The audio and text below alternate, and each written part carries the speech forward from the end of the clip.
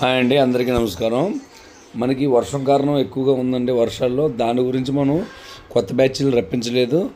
అలాగే మనం కోడి తీసుకురావాలన్నా తడిసిపోయి ఉండే కోడిని మనం అబ్జర్వ్ చేయలేమండి. కోడి ఎలా ఉందనేది, తోకలు రెక్కలు తడిసిపోయిన కోళ్ళని. అందుకే మనం కొత్త కోళ్ళు అనేది రప్పించలేదు.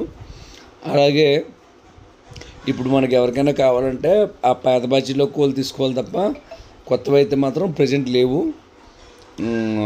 మీకు వర్షాలు తగ్గినంత వరకు అవ్వదు. విజయవాడ సైడ్ కూడా మునిగిపోయి ఉంది కాబట్టి ట్రాన్స్పోర్ట్ ప్రాబ్లం వల్ల ఆఫ్ చేసామండి. ఎవరికైనా కావాలంటే పాతాటికి చేయండి.